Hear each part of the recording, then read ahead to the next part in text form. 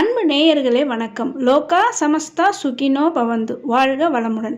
இன்றைய பதிவில் ஆடிப்பூர அந்த வழிபாடை பற்றி தான் பார்க்க போகிறோம். ஆடிப்பூர திருவிழாவை நம்ம ஆலயங்களில் செல்லும்போது அதை எப்படி வழிபாடு செய்யணும், என்னென்ன விஷயங்களை நம்ம கடைப்பிடிக்கணும், நம்ம வீட்டிலையே இருந்து இந்த ஆடிப்பூர திருநாளை நம்ம வழிபாடு செய்கிறதுனா அப்போ நம்ம என்ன செய்யணும், அதை பற்றி தான் இந்த பதிவில் பார்க்க போகிறோம்.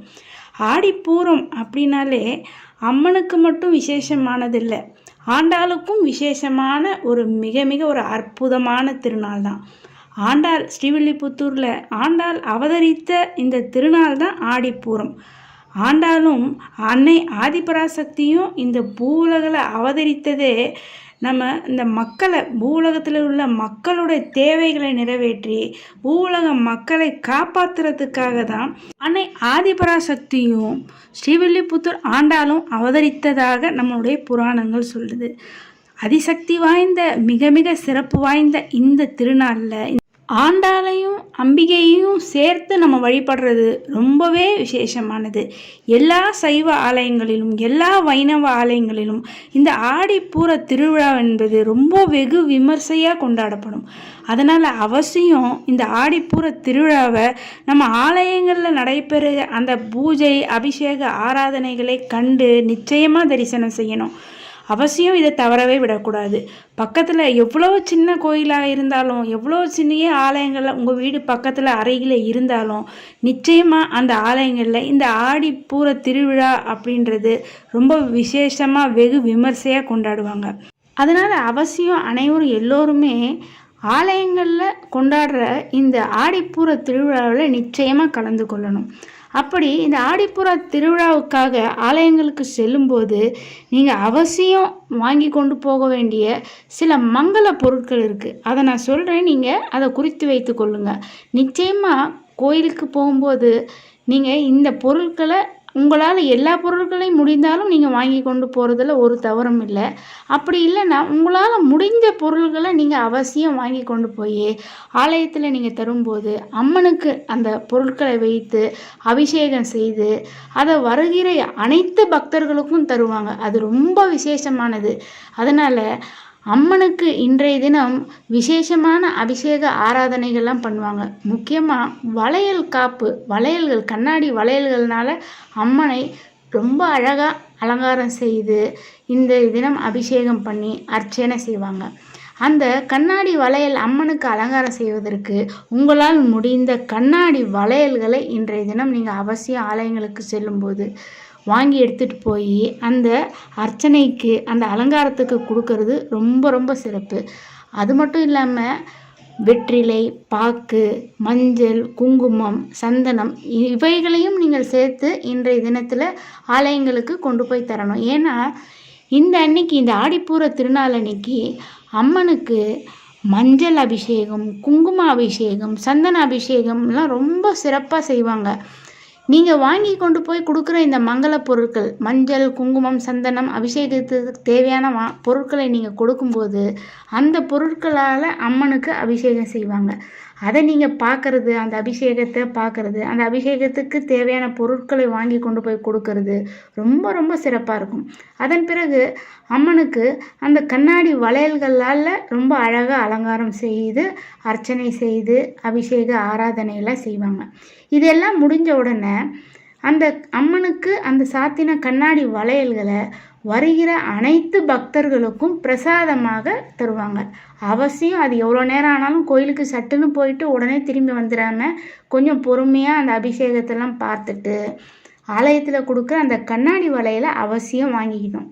அந்த கண்ணாடி வளையலை நீங்கள் வாங்கி கொண்டு வந்து உங்கள் வீட்டில் வைத்து பூஜை செய்து அதை நீங்கள் கல்யாணமாகாத பெண்கள், திருமணமாகாத பெண்கள் அந்த கண்ணாடி வளையலை கையில் அணிந்து கொள்றதுனால விரைவிலேயே அவர்களுக்கு நல்ல வரன், மனம் போல் நல்ல வரன் அமைந்து விரைவிலே திருமண பாக்கியம் என்பது கைகூடும்.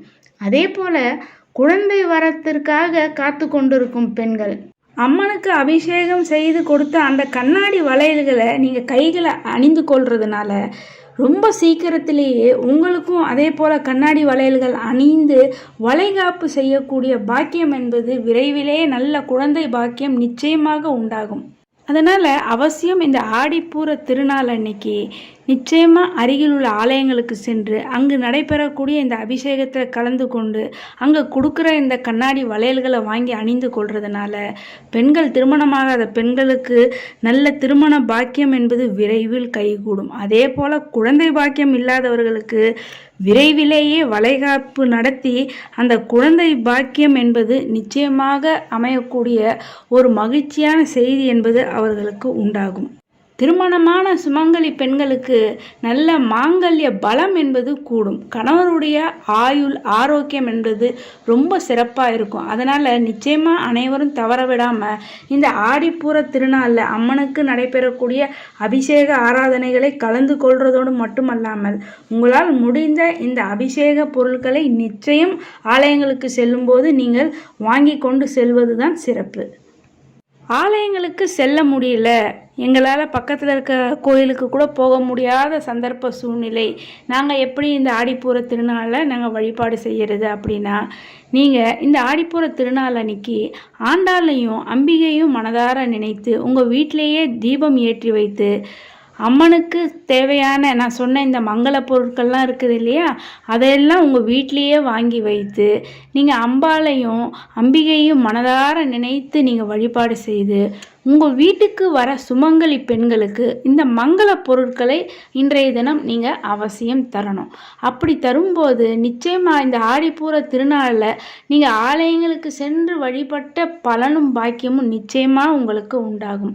மேலும் இன்றைய நாளில் இந்த ஆடிப்பூர திருநாளில் முடிந்தவர்கள், இயலாதவர்களுக்கு, உணவின்றி இருப்பவர்களுக்கு, அவசியமானவர்களுக்கு நீங்கள் அந்த உணவை இன்றைய நாளில் அளித்து அன்னதானமாக அளித்து உதவுவதன் மூலமாக உங்களுக்கு மிக சிறந்த அற்புதமான பாக்கியங்கள் எல்லாம் நிச்சயம் உண்டாகும். பெருமாள் ஆலயங்களில் இன்றைய தினம் ஆண்டாள் திருக்கல்யாணம் என்பது வெகு விமர்சையாக நடைபெறும். இந்த நாளில் அந்த ஆண்டாள் திருக்கல்யாணத்தை கண்குளிர அந்த அபிஷேக ஆராதனைகளை கண்டு தரிசிப்பதே ஒரு பாக்கியம். அதேபோல் சைவ ஆலயங்களில் அம்பாளுக்கு வளைகாப்பு அந்த நிகழ்ச்சி, அதாவது கண்ணாடி வளையல்களால் அம்மனுக்கு அலங்காரம் செய்து அந்த விழாவானது வெகு சிறப்பாக நடைபெறும்.